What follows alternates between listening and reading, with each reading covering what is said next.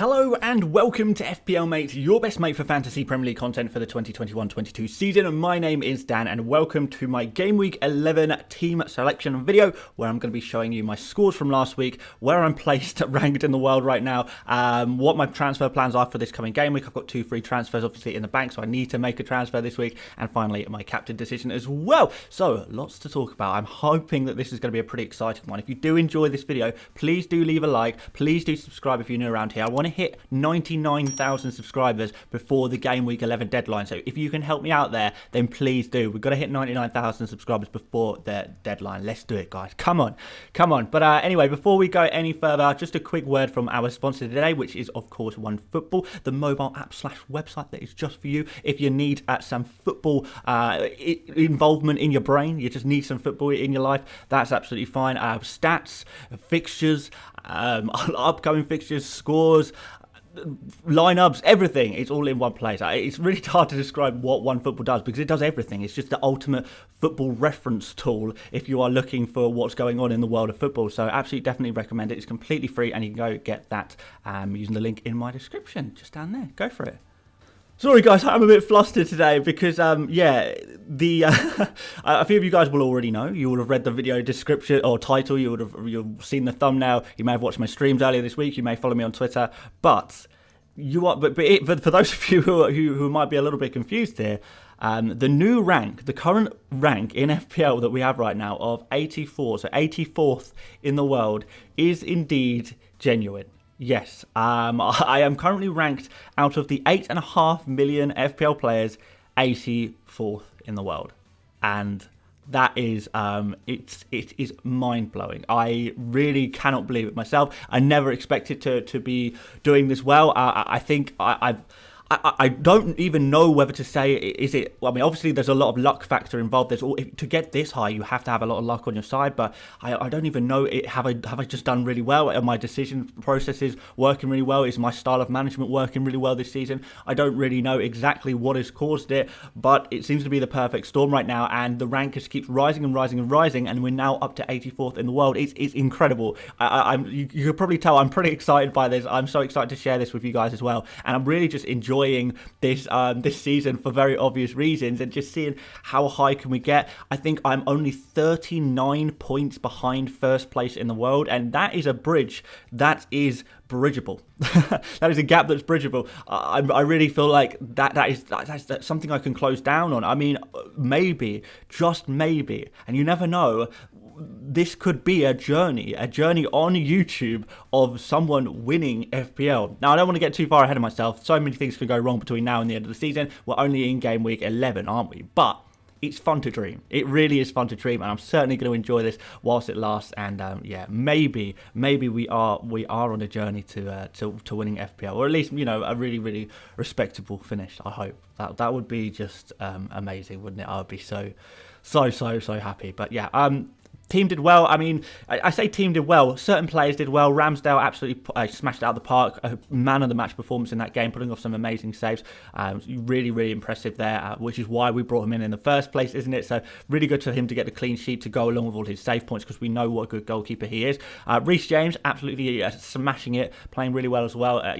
Showing how attacking he is as a right back. I think we all kind of got distracted a little bit by Chilwell's recent bouts of form, and we kind of forgot in a way, because James has kind of been out of the team for suspensions and injuries and stuff like that. We kind of forgot in a way just how much of a quality attacking wing back Reece James truly is, and we're kind of seeing that now. Really nice to see. Livramento, always the GOAT. I think we need to kind of get into the habit of maybe considering playing Livramento in a lot of game weeks at the moment. He's just doing really well, isn't he? Salah captain with the assist. You know, it's okay. No, nothing lost there really. Everyone else captained Salah anyway. I know it wasn't the top scoring player on my team, but it wasn't the least. It wasn't a blank at least. Say, Havertz little return and Armstrong coming off the bench there. I did originally start Mbumo. I thought if I start Mbumo, if it does turn out he's injured, you know, he's not going to come on for that 1 pointer, is he, realistically? So we could just have Armstrong on as a kind of backup there. So really, really pleased. Really good, decent score. A really nice rank boost. And yeah, I'm just over the moon now. The question is now, where do we go from here to try and, win FPL? Because at the end of the day, that's got to be the goal, right? That's got to be the goal for this season now. It has to be. So let's line our team up. As I say, I've got 2 free transfers, so I have to use one of them. You lose them or use them. You can't hold more than 2 transfers at a time. So I have to use one this week or I'll lose it. So yeah, it's got to be done. Let's line the team up and then see what kind of transfers we might consider making. So let's start off in goal with Ramsdale. Like I said, really, really solid performance. I've liked Ramsdale for a while. It's why I kind of brought him in the first place. I really do think he is one of the best goalkeepers in the leagues. And when you can kind of see some of the saves that he makes, he does keep Arsenal in games a lot of the time, and was always going to be a case of when Ramsdale finally does keep a clean sheet, when you add those bonus points as well and the save points, bonus points, all adds together, you're going to get a really nice score from him, and it was kind of coming. I don't know if it's going to happen every game week. You know, looking at these future fixtures, Liverpool, Manchester United, probably not going to get good scores there, but seeing the Watford game and the Newcastle game, this Watford game in particular, I think it could be pretty good. So yeah, looking forward to hopefully another clean sheet, maybe another haul from Ramsdale there. Next up, we've got Trent Alexander-Arnold in defence. Game against West Ham, pretty tricky one, you would say, probably, but yeah, still worth playing him. You saw the kind of the assists that he got in the Champions League. Sometimes I feel like some of these Premier League players are trolling us with the assists they're getting in the wrong competitions, right? But there we go. But yeah, absolutely fabulous player, really important player to have long term, and I don't think he's a player you should ever drop. Liverpool, chance of a clean sheet against West Ham, not really sure. It's an away game. Let's see what happens. But I'm excited regardless to see what Trent can produce. Always. We've got Cancelo, speaking of players who troll us with assists in the Champions League. Was it 3 assists in the end he got? Absolutely crazy. Can he please start doing that in the Premier League, please? That would be really, really appreciated. So yeah, kind of you could probably say a difficult game against Manchester United. It's not the perfect fixture by any stretch of the imagination. It's a big derby game, but on the other hand, maybe you'd say that Manchester United, I guess they beat Spurs by a considerable margin last game, but Man City maybe going to be a little bit more difficult for them. I don't know. I'm not really sure how this matchup is going to play out, really, to be honest. But I'm obviously going to back Man City. I'm sure most people would probably back Man City to do the business there. I'm just hoping Cancelo can show his creative prowess in the Premier League as well, and maybe a clean sheet there as well. That would be pretty good, wouldn't it? And we've got Reece James, like I said, hyping him up a lot at the moment. I still do think I slightly prefer Chilwell for the long term, but for the short term, certainly James is a really nice pick as well. Rested in the midweek game, so we're really expecting him to be starting in this game against Burnley. It's a home game. We are expecting, kind of when you look at the bookies odds and things like that, we are kind of expecting Chelsea to have the best chance of a clean sheet of any team in the Premier League this week. So really high chance of a clean sheet, which is very nice. And obviously, when you were talking about Reece James, we're talking about a player who has that really nice attacking threat as well. So another haul, maybe. I'm going to be crossing my fingers for another haul, but certainly not expecting it. But, you know, and a clean sheet and a goal contribution would go a long way to making my life very, very, very, very good. Very happy life. And we're going to finish off the defence here, interestingly, with Shane Duffy. And I'm sure a few of you guys probably didn't necessarily see this one coming, but I am quite keen to start Shane Duffy this week in my team. It's a home game against Newcastle. Newcastle have been lacking a little bit for goals. And although we have kind of seen Brighton concede a couple of goals recently, I still think that if you look long-term, Brighton's defensive statistics have been phenomenal. I've looked at the kind of historical scores between Brighton and Newcastle over the last couple of seasons. Brighton have an excellent clean sheet record and win record, to be fair, against Newcastle. Newcastle are kind of in a difficult place right now, aren't they? So yeah, Brighton, fantastic team. Really hoping they can keep a clean sheet against a much easier opponent this week. It's nice to see that they've got some good fixtures once again, and I can start considering Duffy. But if Duffy doesn't play, because there is that consideration that maybe Duffy doesn't play, maybe he's rotated, maybe he's put on the bench. What you would say that is, if Duffy is on the bench, he's not going to come on for one of those horrible one-pointers, so he can simply be replaced by one of my bench guys, and that's no problem whatsoever. I'm a little bit spoiled for choice on the bench, to be honest, at the moment, guys, but we'll move on. So for those reasons, I think there's a really good chance of a clean sheet from Duffy. I think he's probably due a nice headed goal or something like that. We know he takes a lot of shots from those set pieces. He's the target man for those set pieces as well, so you never know. It could be a really nice score. It's nice to have him back in my team against a slightly easier opponent. But we'll move on to midfield. We've got Salah. Very, very obvious. 71.1% owned as a player. Like I said last week, I think I said last week, he's the most owned a player has ever been in the history of Fantasy Premier League, and it's still getting higher and higher and higher. So everyone needs Salah. Everyone's got Salah. It's absolutely fine. We'll just kind of, in a way, it's kind of like having Salah is like not having a player. Essentially playing with 10 men, because everyone has Salah anyway. It's just the way the game is right now. That's absolutely fine. it's not a problem. It just means that we've got to be a little bit more creative with our other players. But yeah, Salah, what a player. I'm really expecting him to continue his fabulous run of form.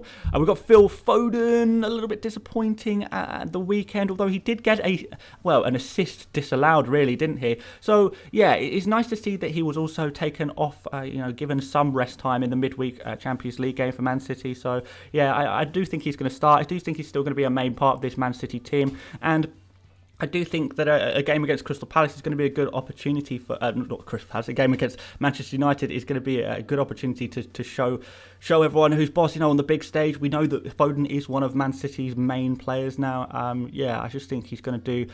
I'm just hoping that he's going to do really well. So yeah, always an exciting player to own. It's always going to be a player that we're going to be keeping for the long term. So yeah, onwards and upwards where Phil Foden is concerned, I'm sure. And then we've got Kai Havertz, an interesting one indeed. Is he going to be playing as striker? Yes, we know that. Is he going to be playing well at striker? That we don't really know. He did get an assist last game week. He has been scoring in the European games as well, so positives to be taken there. I think the idea that he's in bad form is probably not quite true. I do think he is due a goal. It's got to be coming at some point during his run as striker, because we know Lukaku, Werner, they're still out. So is this going to be the game that Havertz finally properly rewards those of us who did take a punt on him with the news of Lukaku and Werner being out? Could this be the week?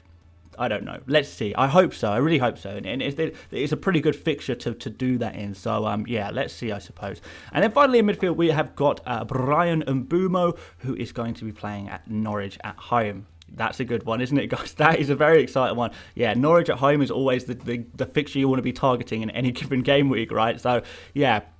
Mbeumo obviously is that player in the Brentford team who typically takes the most shots, has the most chances to score, will have the most XG, etc, etc. So yeah, just because he is a midfielder and has more opportunities to score, has a fairly decent goal scoring record in the past, and the opportunities that he's probably going to get when playing against Norwich, you would probably predict that actually Mbeumo has the potential to get a really nice score here. I know a lot of people are talking about Tony maybe getting a good score, but I don't know, if I had to choose one or the other, who do I think is going to get the better score in this game week out of Tony and Mbeumo?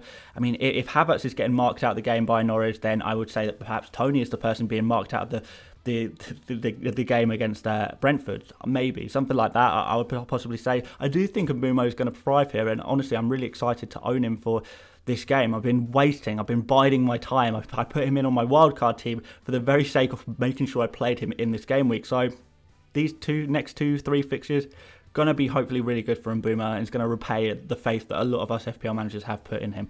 So let's go up front. We've got Harry Kane against Everton. Now, I've put Everton here down as a green fixture, which is probably not what you expect, and probably a lot of you guys probably used to seeing on the FPL app Everton being a red fixture or a grey fixture maybe. I do think it is actually a pretty favourable fixture. I don't know if you guys have watched Everton recently, and particularly since Doucouré's been out, they have looked really, really poor. Really, really poor. Not just toothless kind of in attack without Dominic Calvert-Lewin, but also defensively, they just seem kind of all over the place, and they're conceding so many chances, and we are seeing a Spurs team who are hopefully going to be revitalised under the stewardship of Conte.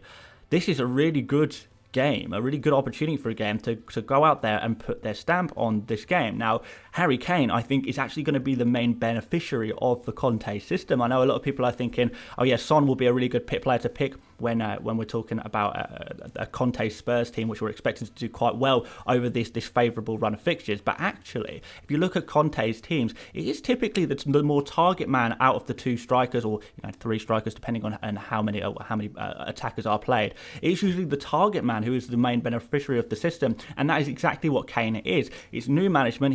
Kane is obviously excited about the new management. He said it's all really, really positive news for us Kane owners. It really is. So I really think this is going to be good. I'm not writing off Son by any stretch of the imagination. He's a player I really would like to have as well. But I am also very happy to have Kane, especially for the next few game weeks, and then we'll potentially switch him on to a Cristiano Ronaldo when we see that Manchester United have those good fixtures as well. And then finally we've got Antonio, which is a player I've kind of been flip-flopping all week. Should I keep him? Should I sell him? What should I do? This is a tough run of fixtures, but West Ham are a very good football team. Antonio's underlying stats still look phenomenal. I really do think he's been unlucky not to get more points recently. You know, we look at this the last game that West Ham played.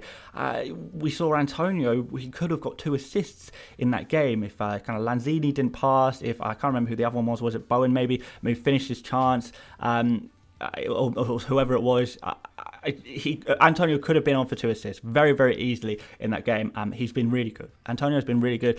He may have not been putting out the great scores that we want every week, but the underlying stats look really good. West Ham as a team look really good. West Ham look as a team like a team that can score a lot of goals as well, which is always positive. And Antonio, in most game weeks, is going to have a very big bite of that pie in terms of the total amount of goals scored by West Ham. So even if you think, okay, these games are kind of difficult, maybe West Ham are only kind of scoring 6 goals maybe over the next 4 game weeks, which is the tough run. So what? Antonio, I think, is going to tick along quite nicely. I don't know that a player like Tony, for example, is really going to outscore Antonio. But then Tony shouldn't outscore Antonio. Antonio is a better player playing for a better team, so he shouldn't. And I would like to hold the value. I would like to hold the value that I've put into Antonio, because obviously my selling price would be pretty low. So I do really ideally want to keep him ready for the really nice run of fixtures afterwards. I don't think there's a right answer here necessarily. I understand why some people want to sell. I understand why some people want to keep. I have landed currently in the keep camp, and the only way I would change my mind on that is if selling Antonio would facilitate another move that I'm very, very passionate about. If I really wanted to get a certain player in, and the only way to do that was to sell Antonio and get some of the money from Antonio, that would be the only way I would. That'd be the only way I would make that transfer. So for now, I think sometimes if you're not sure whether you want to sell a player or not, you're really not sure if selling him is a good idea, then I think most of the time it's probably not going to be a good idea to sell him, because transfers are valuable and you should use them on, I always say this, you should use your transfers on transfers that you feel really improve your team. And if you don't believe that to be true, then maybe you need to question whether you need to use that transfer or not. So let's whip up the bench, because I know we're going on a little bit here. Whip up the bench. Foster, we've got Armstrong there, Livramento and Brownhill. Not too much interesting going on here. Maybe you would say, some people would perhaps argue that you'd play Armstrong, you'd play Livramento. What we do know is that Broja at Southampton is back. He's available. He is fit for this weekend's game against Aston Villa. So potentially Armstrong is going to be rotated with Broja. So that is a consideration. That's one of the reasons why I've put him on the bench there. But we do need to make a transfer. And as you could probably tell by the way I've been speaking about my team, even though I've got 2 free transfers, I quite like my team. I genuinely quite like my team. There's no transfer I'm desperate to make right now, but I am going to make one. I am going to make one anyway, because I have to. I'll use it or lose it kind of thing. But let me be real, guys. If it was a case of, you could bank 3 transfers, or if I only had 1 transfer to use this game week, I would not be using one. I definitely would not be using one. But I'm not in that situation. I have to use one. I don't have to use one, but if I think I can do even the slightest bit of good in my team by using a transfer, then I've got to use that transfer. So I'm going to do that. So this is what we're going to do. We're going to sell Armstrong, and we are going to bring in Broja. That is what we're going to do. And the reason for that is because although I do actually genuinely quite like Armstrong as an FPL asset, he's just a bit of a headache. I'm never fully confident whether to start him or not, because I never know for sure if he's going to start in that Southampton team or not. So he's giving me a headache every single week, which is really not good. I don't want that kind of trauma in my team every week. Broja obviously is a lot cheaper. He's 5 million. He frees up a lot of my budget. And what we've kind of seen with Broja is he scored, before his little injury, he did score in 2 consecutive games. And it does seem like Hasenhüttl at Southampton is rewarding those young players who are doing really well. He doesn't really see age as a factor, or at least he sees maturity in some of the younger players. We've seen this with Livramento all season. No one expected Livramento to keep his team, because why would he? Livramento is so young. Why would he keep playing? He's got to be rotated. He's a young guy, but Hasenhüttl is clearly very, passionate about nurturing this young talent at Southampton. And hey, what do you know? Broja comes into the scene, scores back-to-back goals, and is doing really well. Unfortunately, gets that injury. I'm expecting him to come back into this team, and even if he doesn't play every single game, he's 5 million. He's 5 million. It's not like an Adam Armstrong 5.9 million. So I think I've taken away a headache. I think this is a nice little punt because it's such a cheap punt. It's banked a lot, 0.9 million, which I can use in later down the line in some potential planned transfers, which we won't lock in now. But I have got some potential future transfers I want to make, and I do need a little bit of money to do that. So yeah, I like this. And basically, the short-term strategy, because I probably will change things up and try and adapt it as much as I can. But the short-term strategy here would be with Livramento, Broja, and Duffy. It's just to rotate those 3 players depending on the game week, depending on what I like the look of. I am going to keep the bench as it is with Broja the first substitution, just because I do think that the Aston Villa will potentially score in that game. So I'm not too confident on a clean sheet in that Aston Villa game for Southampton, if I'm totally honest. I might change my mind nearer the deadline and just rejig the order of the bench, maybe something like that, or maybe even take Duffy off and replace them with one of those 2 guys. Maybe. But yeah, this is what I like the look of as things currently stand. We will, of course, lock all of this in before the deadline tomorrow. If you want to join me on the deadline stream tomorrow, 1 hour before the FPL deadline for Game Week 11, I will be live, of course, so you can see that for yourself, how I end up lining up. But yeah, there we go, guys. Let's do captains very quickly. So, Salah captain. Not going to talk about that too much today because, like I said, this video has gone on for a little while. But yeah, Salah, very, very obvious captain. I'm not going to try and be risky or try and be clever with my captaincy. Salah is a wonderful, wonderful football player, and I expect him to do well in any given game. And we'll put the vice captain on Kane because I actually do really like the look of Kane against Everton. Let's see. I'm definitely not confident enough to go for that as the main captain, but as a spicy vicey. Let's call it a spicy vicey. Let's go for Kane. So there you go, guys. Thank you so much for watching. What do you reckon, guys? Is this the team? Is it a week to push me up even further in the overall FPL tables? Who knows? Let's see how high we can go in the rankings. It's all very exciting. But guys, of course, if you did enjoy this video, if you are enjoying the rank hype, please do make sure you like the video and, of course, do subscribe as well. If you're new around here, 99,000 subscribers by transfer deadline. We've got to do it. We're going to do it, guys. But there we go. Yeah, like I said, we'll be streaming tomorrow or today, depending on what time you're watching this, 1 hour before the deadline. So I do hope to see a lot of you guys there. But yeah, aside from that, thank you so much for watching once again. And I will see you later, mates. Bye-bye.